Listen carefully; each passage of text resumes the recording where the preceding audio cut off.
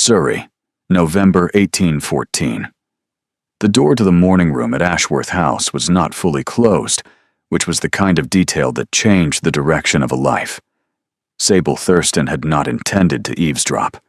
She had been directed to the morning room by a footman who had confused her with the seamstress expected that afternoon, an error that said everything about how she had been received at Ashworth House and nothing about who she actually was.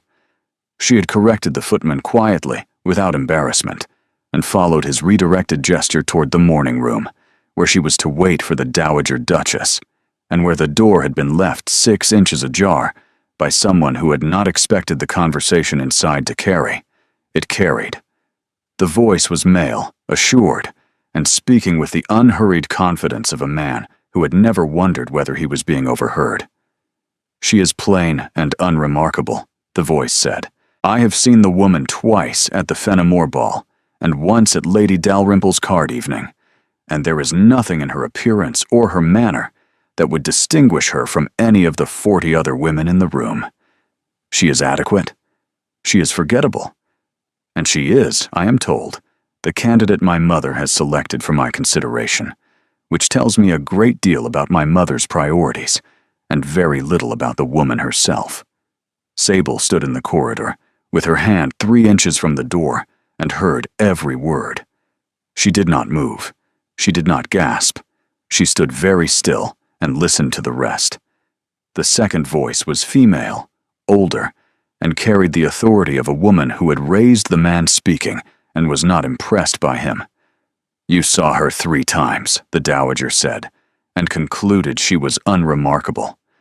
That is not an assessment, Tarquin. That is a confession of inattention." "I was attentive enough," the Duke said. "You were attentive to her face and her gown," the Dowager said. "You were not attentive to the fact that she reorganized Lady Dalrymple's entire card table seating in under 4 minutes, when the arrangement collapsed after the Pennington party arrived late, and did it so quietly that Lady Dalrymple believed she had done it herself. That is not an unremarkable woman. That is a woman who has learned to be invisible because visibility in her position invites the precise judgment you have just delivered." A pause. Sable noted the quality of it, the texture of a man who had been contradicted by his mother and was deciding whether to concede or fortify. He fortified. "Mother," he said, "I require a duchess who will represent this family in society. I require presence. A woman who enters a room, and the room is aware of it. These are not excessive requirements. They are practical." The Dowager's voice dropped into the register Sable recognized from her own mother, the one that meant the conversation had moved past discussion and into verdict. "Your father," the Dowager said, "married a woman the room was aware of. He spent 30 years aware of her. It was not the kind of awareness you are imagining." The silence after this was absolute. Sable understood it completely. She understood that the Duke's requirements were not requirements at all. They were a scar dressed as a policy, inherited from watching his father's marriage, organized into a checklist so that it would not have to be examined as a feeling. She understood all of this in the 6 seconds of silence that followed, because Sable Thurston had spent her life understanding rooms that did not know she was understanding them. The footman reappeared. "Miss Thurston, the Dowager will receive you in the drawing room." Sable looked at the morning room door, still ajar, still containing a duke who had called her forgettable, and a mother who had disagreed, and followed the footman without a sound. She sat in the drawing room and waited. The room was formal, overdressed in the way of houses decorated by the previous generation, and maintained by the current one out of obligation rather than taste. She noted the books on the side table, decorative, unread, chosen for the color of their spines rather than their contents. She thought about the word unremarkable. She thought about a man who had looked at her 3 times and seen nothing, and a mother who had looked at her once and seen everything. She was still thinking when the Dowager appeared. The Dowager Duchess of Ashworth was 61 years old and had the posture of a woman who had never in her life leaned against anything. She entered the drawing room and looked at Sable with focused, unhurried attention. "Miss Thurston," she said. "Your Grace," Sable said, and stood and curtsied. The curtsy was perfect, precisely the depth and duration that the rank required, calibrated to the inch. It said nothing personal. It communicated nothing beyond competence. It was, in every respect, unremarkable. And that was the point. The Dowager watched the curtsy with the attention of a woman who understood what curtsies meant and what they concealed. "You have been told why you are here," the Dowager said. "I have been told that your Grace wished to discuss a matter of mutual interest," Sable said. "I have inferred the rest." The Dowager almost smiled. "What have you inferred?" "That your son requires a wife, that the family's circumstances make the matter pressing, that my father's fortune makes me a practical candidate, and that your Grace has formed an opinion about my suitability that differs from your son's, which is why I am being received by you and not by him." "My son believes he knows what he needs," the Dowager said. "He has constructed a very specific portrait of the woman he intends to marry. She should be striking. She should command attention. She should fill a room simply by entering it. He does not understand that he has described his father's wife, not his own." Sable held her gaze. "I heard him," she said. The Dowager stilled. "The morning room," Sable said. The door was open. "I was in the corridor. I heard everything he said about me, including what your Grace said about the previous Duchess." Silence. The Dowager looked at the drawing room door, which was fully closed, and then back at Sable, and her expression underwent a revision. "And you are still here," the Dowager said. "I am still here," Sable said, "because a man who calls a woman unremarkable without knowing her has revealed more about himself than about her. And because your Grace defended me to your own son before you had met me, which tells me that this household contains at least one person whose judgment I am interested in." The Dowager sat. They sat across from each other in the overdressed drawing room. "My son will meet you formally at dinner on Friday," the Dowager said. "He will be polite because he was raised to be polite. He will assess you quickly and from the surface, because that is the habit he has developed. And he will conclude that his original assessment was correct." She leaned forward. "What he will not see is that you have just told me you overheard my son calling you plain to my face without flinching, and that you are sitting in this room having a conversation most women would have fled from 3 minutes ago." "What would you like me to do on Friday?" Sable said. "Nothing," the Dowager said. "Be exactly what you are. Let him see nothing. And when he has finished seeing nothing, we will find out whether he is the kind of man who looks again." Sable stood. She curtsied again, the same perfect, unremarkable curtsy, the one that said nothing and concealed everything. The Dowager watched her perform it with the expression of a woman who had found exactly what she had been looking for. "Friday," the Dowager said. "Friday," Sable agreed. She left Ashworth House in her father's carriage. Her father looked at her face and said, "Well?" She looked out the window at the Surrey countryside, brown and bare in November. "He does not know what he is looking for," she said. "His mother does." "And what are you?" She looked at the road ahead. "I am what I have always been," she said. "The woman no one sees coming." The dinner at Ashworth House on Friday was an occasion for 12. Sable arrived with her father, and the dark blue dress she had chosen because it was well made and unobtrusive, and precisely the kind of thing a plain woman would wear to a dinner where she expected to be overlooked. She expected to be overlooked because she had been instructed to be overlooked. The Dowager had said, "Be exactly what you are," and what Sable was, what she had always been, was the woman who entered a room and was absorbed by it, who sat at tables and listened while others performed, who noticed everything and displayed nothing, and who had turned this quality from a limitation into an instrument. She had not always understood it as an instrument. There had been years when being unseen had simply been painful, when she had stood at the edges of ballrooms and wondered what it was about her that made people's eyes move past her as though she were furniture. She had asked her mother once, at 14, why people did not look at her. Her mother, who had been beautiful and was now dead, had said, "They do not look at you because you do not ask them to. That is not a flaw. That is a choice you have not yet learned to make." She had learned. She had learned that the space between being overlooked and being invisible was the space in which the most useful information lived.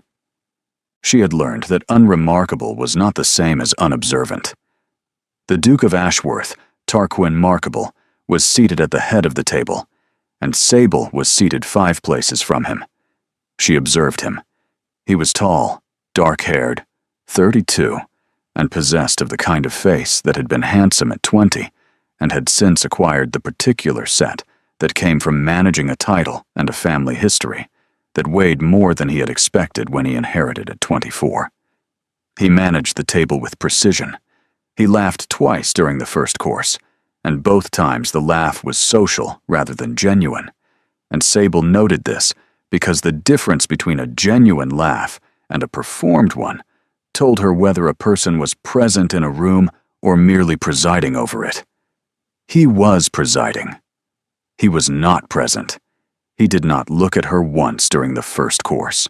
He did not look at her during the second course either, though his mother, seated at the opposite end, glanced at her 3 times with the expression of a woman monitoring an experiment. The third course brought a conversation about the new lending library proposed by the Fenimores and opposed by Sir Alistair Caldwell, on grounds that Sable recognized immediately as financial rather than principled. The table discussed it. The Duke contributed a remark about the cost that was measured and non-committal. Sable said nothing. Then Lady Fenimore, who was generous and inclusive, turned to her and said, "Miss Thurston, you have been very quiet. Do you have an opinion on the lending library?" The table looked at her. 12 people, including the Duke, looked at the woman 5 places down who had been so quiet they had nearly forgotten she was present. Sable set down her fork. "The proposal allocates £60 for the initial collection and £12 annually for maintenance," she said. "The building requires a new roof at £14, bringing the first-year cost to £86. Sir Alistair's objection is that the parish cannot sustain this when the bridge at Crofton requires repair at £42. But the parish fund currently holds £163, which is sufficient for both projects, with £35 remaining. The question is not whether the parish can afford the library. The question is whether Sir Alistair would prefer the parish to accumulate a surplus rather than serve its residents, which is a different argument, and should be made honestly if it is going to be made at all. The silence that followed was the particular silence that occurred when a room recalibrated the person who had produced it. Sir Alistair looked at her with the expression of a man who had been publicly undressed by someone he had not considered worth monitoring. Lady Fenimore looked at her with delight. The Dowager looked at her with controlled satisfaction, and the Duke of Ashworth looked at her for the first time. Not the glancing surface assessment he had given her at the Fenimore ball. He looked at her with the sudden, focused attention of a person encountering information that did not match the file, and Sable met his gaze and held it for exactly 2 seconds, long enough to be seen and short enough to be deniable, and then returned to her plate. She did not smile. She did not perform. She picked up her fork and resumed eating as though she had not just dismantled a baronet's position with parish arithmetic delivered from memory. The evening ended. The carriages were called. The Duke appeared near enough for acknowledgement. "Miss Thurston," he said. It was the first time he had spoken to her directly. "Your Grace," she said. "The parish figures," he said. "You had those from memory." "I pay attention to things," she said. He looked at her for a moment, and the entrance hall was full of people not noticing that the Duke was standing in front of the plain woman who had heard herself called forgettable and had decided to make that judgment cost him something. "Evidently," he said. "Good evening, Your Grace," she said, and curtsied, the same perfect, unremarkable curtsy, and left. In the carriage, her father said, "You prepared." She looked at her hands. "I always prepare," she said. "It is what unremarkable women do."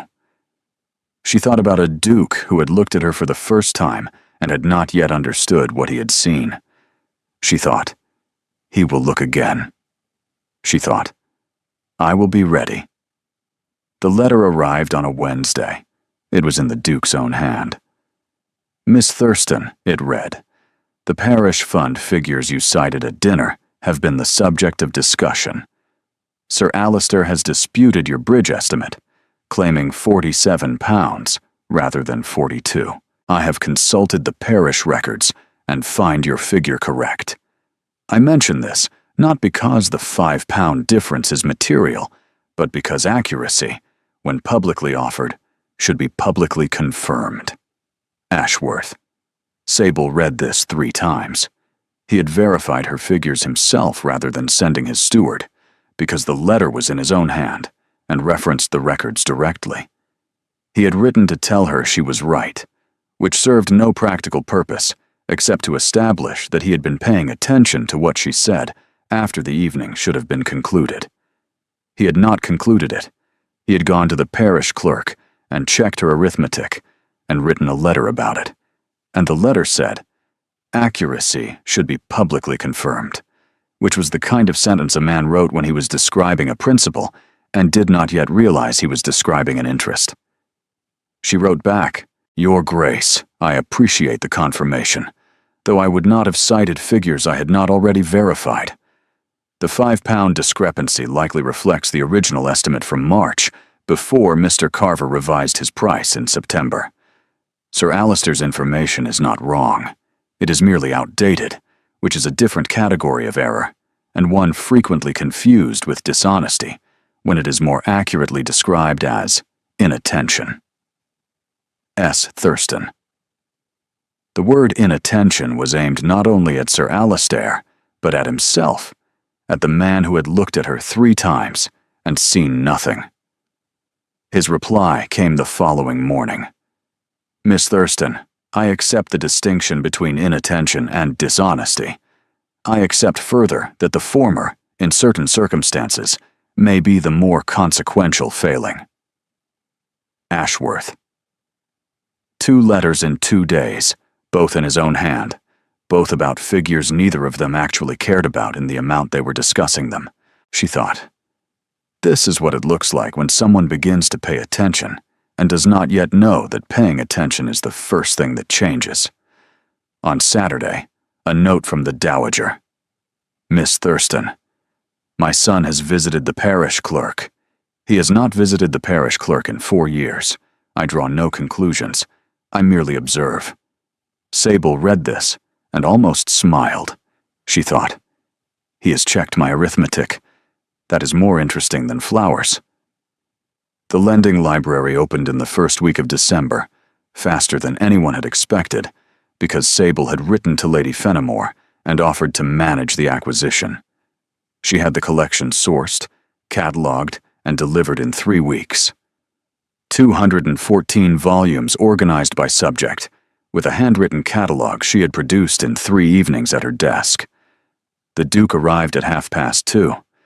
She had not expected him.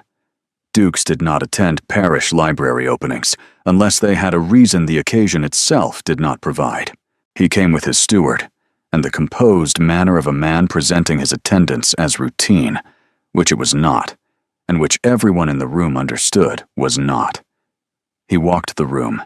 He examined the shelves. He stopped at the catalogue and read it with focused attention, the kind that meant he was actually processing information rather than performing interest. He read every page. He paused twice, once at the natural history section and once at the agricultural collection. He found her eventually.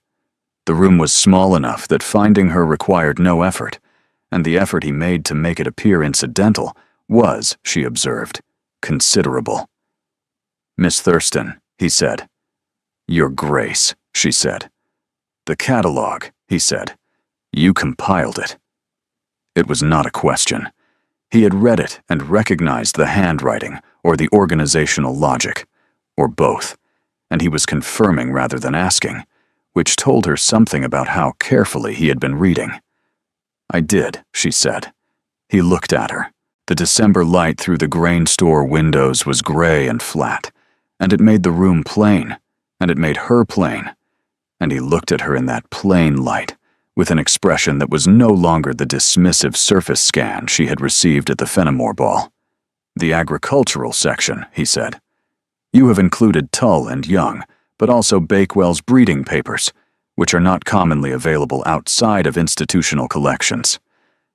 My father's bookseller has connections with the Royal Society Library," she said.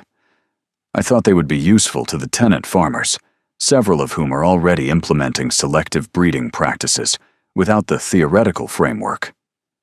"You know the tenant farmers' practices," he said. "I have spoken with 3 of them since we arrived in Surrey," she said. "Mr. Holt at Crofton is particularly advanced. He has been selecting for wool density for 6 years, with results that would interest anyone familiar with Bakewell's methodology. The quiet that followed was the silence of a man adding information to a ledger that had started nearly empty and was filling faster than he had anticipated. "You are very thorough," he said. She met his gaze.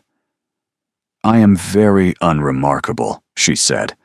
"It leaves a great deal of time for thoroughness." The word landed exactly where she had placed it.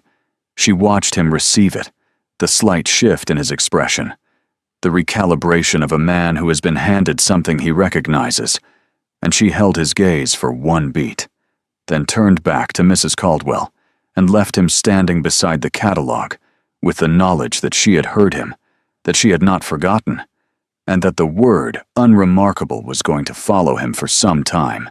He stayed for another 40 minutes. He did not talk to her again, but his attention returned to her location in the room with a frequency that was no longer incidental. And when he left, he paused at the door and looked back once, and it was the first time it had cost him something to leave a room she was in. In the carriage afterward, her father said, "The Duke attended the library opening." "He did," Sable said. "He read your catalog," her father said. "He read the entire catalog." "He is a thorough man," she said. Her father looked at her with the expression of a man who recognized the particular quality of stillness she adopted when she was managing something that was not a room. "Sable," he said. "It is a lending library," she said. "It serves the parish. The Duke's attendance is appropriate and unremarkable." Her father said nothing further, with the eloquence of a man who recognized the word unremarkable as a deflection and was choosing to let it stand. January brought the rain, and the drainage at the eastern edge of the Thurston property failed on a Wednesday morning. Sable was in the flooded field by 9, in ruined boots and a practical coat, with her father's estate manager and a surveyor she had engaged 3 days earlier, when the first signs of failure appeared. She had seen it coming. She had walked the drainage channels in December and noted the silting in the eastern culvert. The repair required access to the drainage channel on Ashworth land because it fed into a larger system that crossed both properties. She did not write. She did not send a message through intermediaries. She walked to the boundary wall in her ruined boots, crossed it at the stile, and walked to the Ashworth estate office, where the Duke's steward kept his operations. The steward, a careful man named Greaves, listened to her explanation with the attention of a man who recognized competence when it appeared at his door at 10 in the morning in the rain. "The junction is the issue," she said, pointing to the map. "The work requires 2 days and access to 80 yards of the Ashworth drainage channel. The Holts have lambing in 2 weeks. I would prefer not to explain to Mr. Holt that his lambing shed flooded because a boundary line was more important than a drainage junction. The Duke arrived 20 minutes later in a riding coat and muddy boots. He came through the door and saw her and stopped for 1 second, recalibrating. "Miss Thurston," he said. "Your Grace," she said. "Your drainage junction is flooding my meadow." He looked at the survey map she had spread on Greaves's desk. He looked at the flow calculations she had marked in her own hand. "Show me," he said. They walked to the junction together in the rain, and he asked 2 questions that confirmed he understood the problem, and one that surprised her. "You predicted this," he said. "I walked the channels in December," she said. The collapse was inevitable with sustained rain. He looked at the flooded meadow. He looked at her. "You walked the drainage channels. In December." She met his gaze. "I walk everything," she said.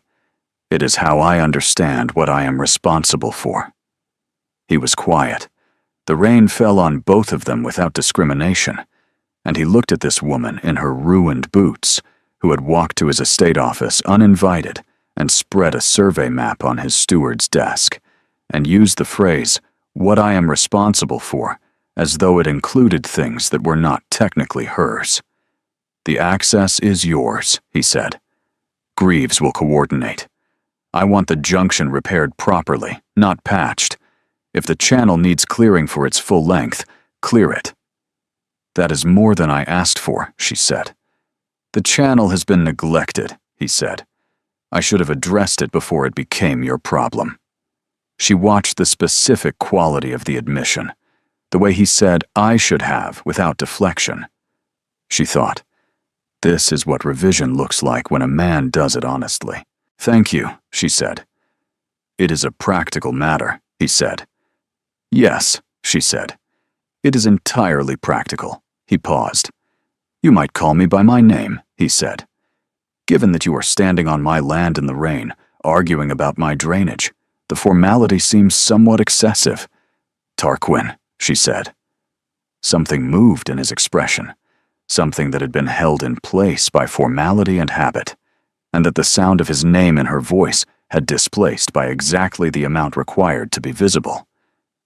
"Sable," he said back, her name, in his voice, in the rain. She had not expected it to matter. It rearranged something. "The drainage work," she said, because she needed a sentence that was not about the rearrangement. "Will take 2 days." "Good," he said. "Keep me informed." He paused. "Directly?" "Directly," she agreed. He walked back toward the estate office, and she stood at the junction in the January rain and thought about the word directly and the way he had said her name. She thought, this was supposed to be a drainage problem. She thought, it has become something else. February brought the winter assembly at the Fenimore House, 40 people, the full county, the social machinery running at the capacity that Surrey demanded of its winter occasions. In the week since the drainage work, Sable had received 4 letters from the Duke. The first concerned the drainage results, which was reasonable. The second concerned the lending library's circulation figures, which was less reasonable. The third enclosed a paper on soil composition annotated in his hand, which was not reasonable at all. The fourth concerned nothing identifiable as a subject, and was, she understood, a letter written by a man who wanted to write, and had not yet admitted to himself why. She had replied to each one. Her replies were precise and factual, and contained within them, buried so far beneath the surface that only a very attentive reader would detect them, the quality of a woman who was enjoying being written to, and was not going to say so. She had also come to know Mrs. Edith Langley, a widow of 48, who had appointed herself keeper of the county's standards. Mrs. Langley had been pleasant in November, less pleasant in December, after the lending library she had not been consulted about, and silent in January, which was worse, because silence from Mrs. Langley meant she was preparing something. The Duke was across the room when Sable entered. He looked up, and the look was no longer the assessing one. It was the one that had been building since the dinner, the one that lived in the space between formal attention and something he had not yet named. She received it and set it aside because the room required her attention before he did. The evening moved as these evenings moved, the circulations, the conversations that formed and dissolved, the careful social choreography of 40 people managing their positions in a public space. Sable talked with Lady Fenimore about the library's second month.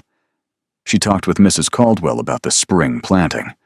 She was aware, during all of this, that the Duke's attention was tracking her through the room, not visibly. He was managing his social obligations with the precision of a man who had been doing it for 12 years and could do it without surrendering the part of his attention that was, she had come to understand, permanently allocated to her location. She had developed a corresponding allocation. This was inconvenient. He found her during the second hour, appearing at her left, at the moment she had concluded a conversation with old Mr. Ashford about his greenhouse. His arrival was smooth enough to appear coincidental and deliberate enough that she knew it was not. "The lending library is circulating at twice the rate Lady Fenimore projected," he said. "You have been reviewing the circulation figures," she said. "Greaves mentioned them." He paused. "I may have asked Greaves to mention them." She almost smiled. The almost was the point. She let him see the outline of it without giving him the thing itself. "I track everything," she said. "It is what unremarkable women do with their considerable free time." Before he could respond, Mrs. Langley arrived at her right shoulder with the precision of a woman who had been circling for 20 minutes. There were 6 people within hearing. "Miss Thurston," Mrs. Langley said, "what a pleasure. I was saying just last week how admirable it is that you have made yourself so useful. The lending library, the drainage, the parish figures. Such industry." She paused. One does wonder whether the industry is directed at the parish or at something rather closer to hand. She let her gaze move from Sable to the Duke and back. The implication landed with the precision she had designed it to. It said, "You are a merchant's daughter pursuing a duke, and everyone can see it." Sable felt the heat of it, the surgical accuracy, because it was not entirely wrong. And the things that were not entirely wrong cut deepest. She was preparing her response when the Duke's voice came from her left. Not the dinner table voice, or the letter voice, or the drainage junction voice. The one underneath all of them. The one that carried the Ashworth name and 300 years of Surrey in it. "Miss Thurston's contributions to the parish," he said, "include a lending library that has served 47 borrowers in 2 months, a drainage intervention that protected 3 tenant families from flooding, and parish budget analysis that corrected a £5 error in the public accounts." He looked at Mrs. Langley with complete level attention. "The industry is directed at this community.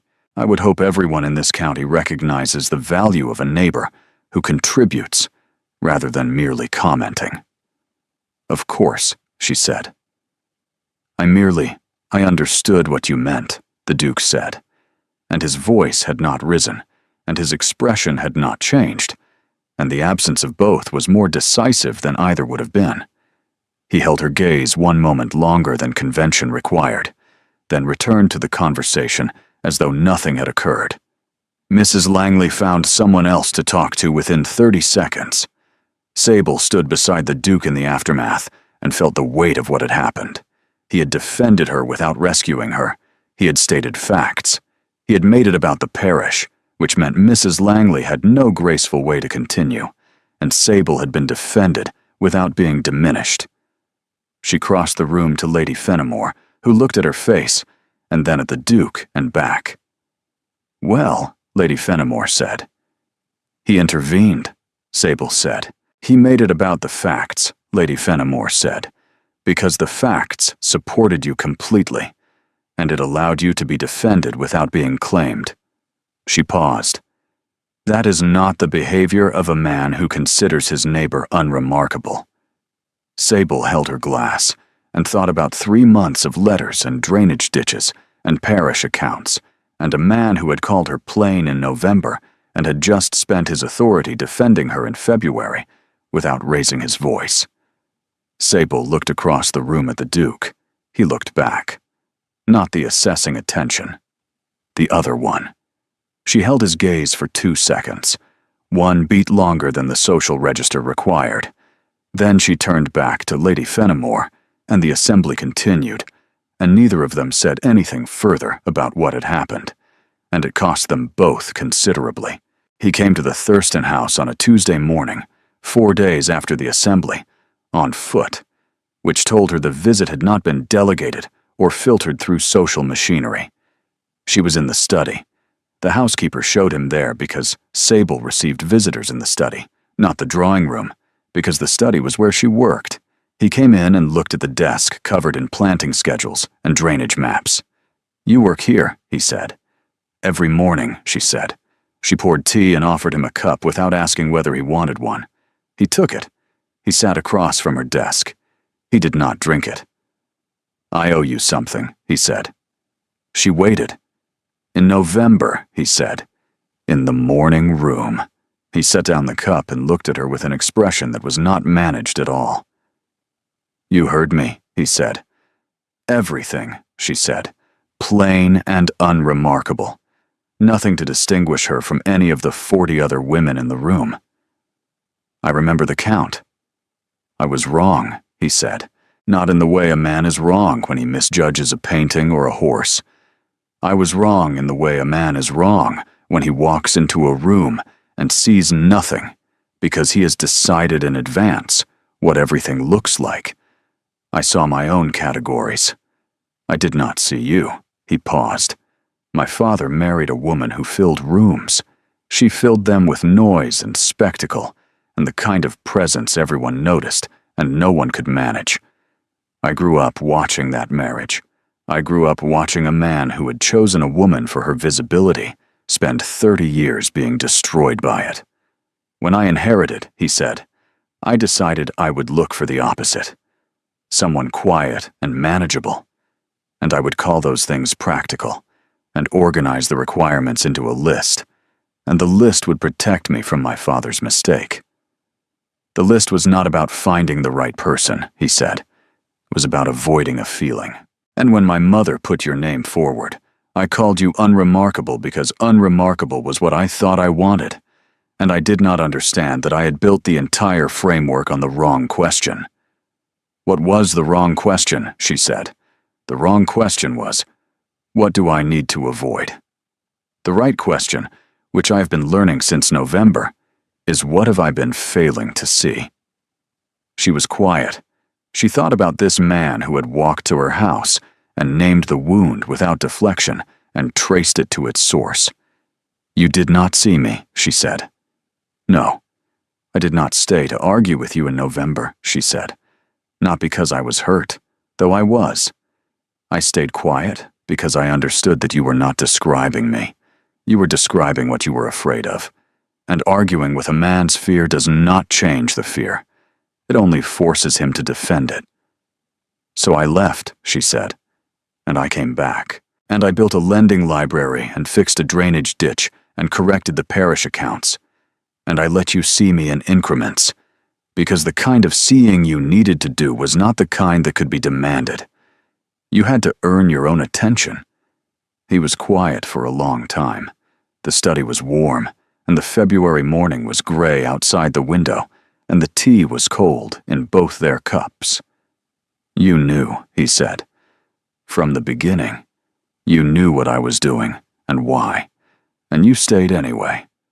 I stayed because your mother defended me before she had met me, and a household that produces that kind of loyalty is worth understanding. And because you checked my parish figures yourself rather than sending your steward. And a man who checks arithmetic is a man who is paying attention even when he does not know it." She paused. "And because you said unremarkable," she said, and then spent 3 months proving you did not believe it." He stood. He came around the desk. She stood because this was not a conversation for sitting, and they were very close in the study with the February light and the planting schedules between them. "I was wrong about you," he said, "before I met you. In the morning room, at the dinner, and the library and the drainage junction, and at every point where I should have been paying attention, and was not. And I am asking," he said, and his voice had dropped below every register into the one that was just him, just the man who had walked here in February and named his wound.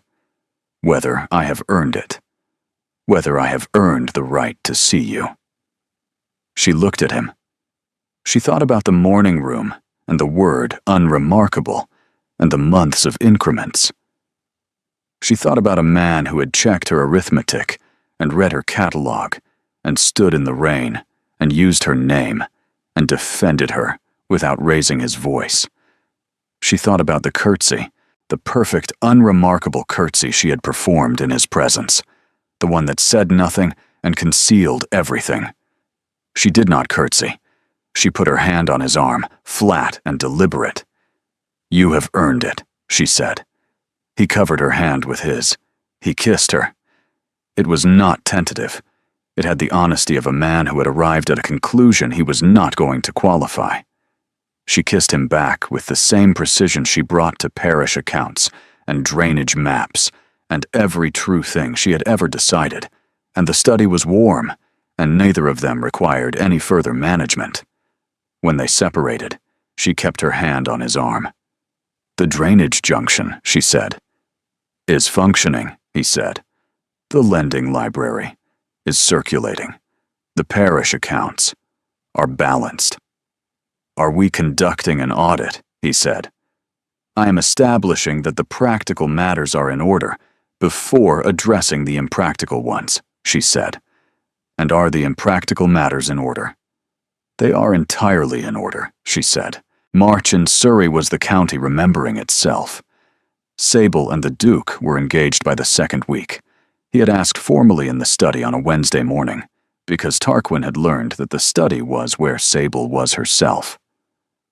"I have been revising my assessment for 4 months," he said. "The revision is complete. The conclusion is that I would like to spend the remainder of my life being revised by you." "That is not a conventional proposal," she said. "I have been told you find conventional assessments insufficient." "Yes," she said. They had shaken hands. The absurdity registered approximately 4 seconds later, and she had said, "We have sealed a marriage the way I seal a drainage contract." And he had said, "I find the precedent appropriate." And she had laughed. The small, real laugh she produced so rarely that he received it with the expression she now knew was his version of complete happiness. Her father received the news that evening. He set down the Manchester accounts he had been reviewing and looked at his daughter with the attention of a man who had understood exactly what was happening since approximately December. "The Duke of Ashworth," he said. "The man who called you unremarkable. He has revised that assessment considerably," she said. Her father looked at her. "Has he?" "He walked to this house in February and told me he was wrong without qualification," she said. "He traced the error to its source. He named what he was afraid of, and he did not ask me to forgive it. He asked whether he had earned the right to see me clearly." She paused. "I find I cannot hold a man's November against him when his February is everything it should be." Her father was quiet. He looked at the desk, at the planting schedules and the drainage maps, the accumulated evidence of a daughter who had arrived in Surrey and made herself indispensable to a county that had not known it needed her. "Is he good enough for you?" her father said. She thought about this with the honesty it deserved, the precision that did not permit flattering approximations. "He is learning to be," she said. "That is the best version of the answer." Her father nodded. "It is," he agreed. He wrote to the Duke that afternoon. The letter was brief and direct and contained the precise dimensions of the Thurston fortune, stated without apology, the way her father stated everything important. The Duke's reply to her father's letter arrived the following morning, addressed to Sable. It said, "Your father's letter was thorough and entirely beside the point. I am marrying you, not a balance sheet. I have learned recently that the things I fail to see are more important than the things I count. T." She put it in the desk drawer where she kept his letters. There were 9. The Dowager called on Thursday with the energy of a woman who had been exercising restraint for 4 days and had reached its absolute limit. "He proposed in your study," the Dowager said. "At my desk," Sable said, "between the planting schedule and the lending library accounts. He was happy when he called on me yesterday," the Dowager said. "I have not seen him happy in years." "You are good for him." "He is good for me," Sable said, "which is the thing I did not expect. I expected to prove a point. I expected to be right. I did not expect to discover that he was also right about certain things, and that the things he was right about were the things that made him worth the argument." What was he right about? That a woman who goes unseen is not the same as a woman who is unremarkable. He had entirely the wrong framework, but the instinct was not wrong. The Dowager smiled. Not the social smile. The real one. The one that belonged to a woman who had survived 40 years of society and a difficult marriage, and a son who had inherited his father's wound, and who had finally begun to set it down. "He is going to discover," the Dowager said, "that he has acquired a duchess who will run his estate better than he does." "He has already discovered it," Sable said. "He mentioned it during the proposal. He described it as a preliminary finding." The Dowager set down her teacup. "He proposed to you with a finding." "He proposed with a revised assessment followed by a conclusion," Sable said. "The conclusion was excellent. The assessment was also excellent, in its way. It was honest. I find I prefer honest assessments to elaborate ones." "Yes," the Dowager said. "I imagine you do." She stood with the efficiency of a woman who had received everything she came for. "The engagement dinner," she said. "I will host it at Ashworth, first week of April. Mrs. Langley will be invited." Sable looked at her. "Because," the Dowager said, "the sight of Mrs. Langley congratulating you on your engagement to my son will be among the more satisfying things I have witnessed in some years, and I am not above enjoying it." "I find I am not above it either," Sable said. The engagement dinner was on the 4th of April, a Friday, which the Dowager had chosen because Friday dinners in Surrey set the tone for the season, and she wanted this tone set correctly. 44 people, the full county. The table arranged in the long dining room at Ashworth House with the precision of a woman who understood seating as a form of argument. Sable was seated at Tarquin's right, which was where a future duchess belonged, and also where the Dowager had placed her because it was the most visible seat in the room, and visibility, which had once been the thing Sable lacked, was now the thing the Dowager intended to give her in the most comprehensive way available. She wore dark blue, not the same dress from November, a better one, cut in London by someone who understood that dark blue on a woman with her coloring was not a disappearance, but a choice. She wore her mother's pearl brooch, which was simple and correct. "The blue again," he said. "It works," she said. "It does," he said. He looked at the room, the 44 people settling into their positions, and he looked at her over his wineglass with the full undefended attention that she had earned, and he had learned, and neither of them were going to pretend was anything other than what it was. "Are you prepared for 44 people's opinions about our engagement?" he said. "I have been managing rooms since I was 16, she said. "I am entirely prepared." "I know," he said. "I am asking for my benefit, not yours." "The correct standard," she said quietly, "is considerably above fine, and you have been meeting it for some time." Mrs. Langley congratulated them after the meal in the drawing room, with the composed grace of a woman who had no remaining options and was executing them flawlessly. She said the correct things. She said them to Tarquin first, and then to Sable.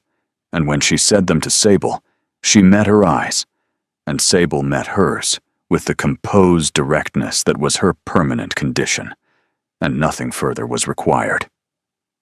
Tarquin beside her said nothing.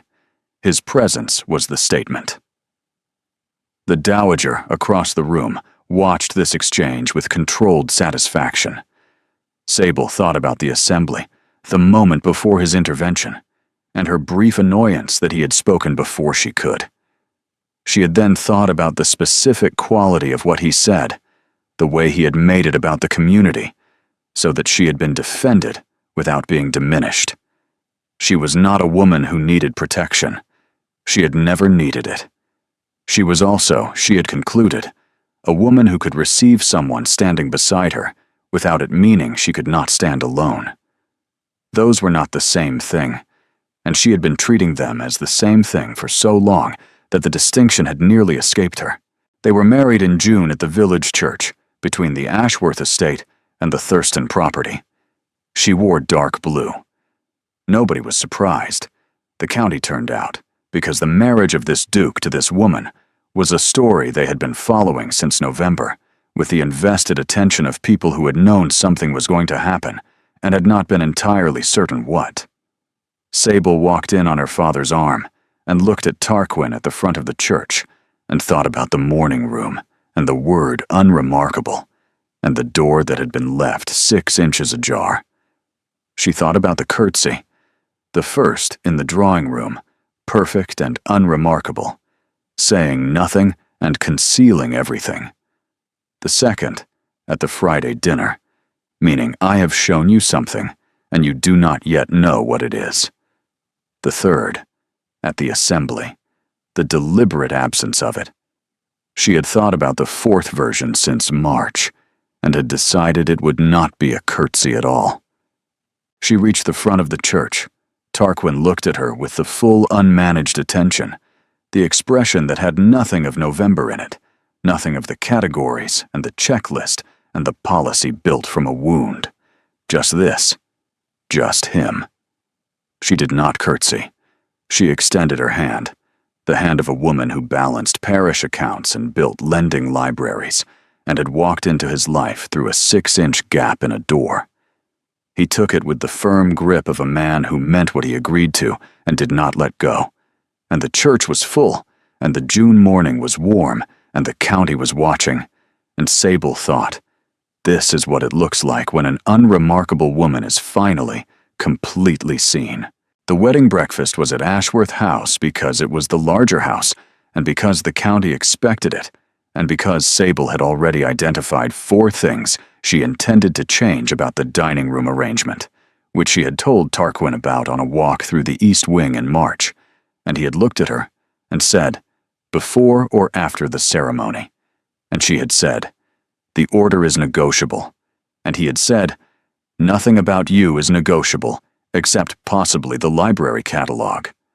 She moved through the breakfast with the ease of a woman on her own ground, which it was not yet technically, but was in every way that mattered. She talked with the Fenimores and the Caldwells and Sir Alistair, who had recently discovered that he agreed with Sable about the parish fund and had revised his memory accordingly. She talked with the dowager, who had the expression of a woman who had set something in motion and watched it exceed her expectations.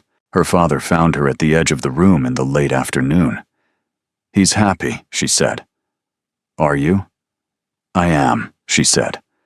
I am also still annotating 3 things he said in January that were technically accurate and entirely unnecessary, and I intend to revisit them when the appropriate moment arrives. You are going to be a magnificent duchess, her father said. I know, she said. I intend to be. He laughed, the full, genuine laugh of a man who had spent 26 years being proud of this particular person, and had decided today was the correct occasion to let it show entirely. Tarquin found her in the garden as the June light moved across the Surrey countryside in the long, golden way of evenings that did not want to end. She was looking at the rose beds with the focused attention of a woman already redesigning something. "The roses," he said.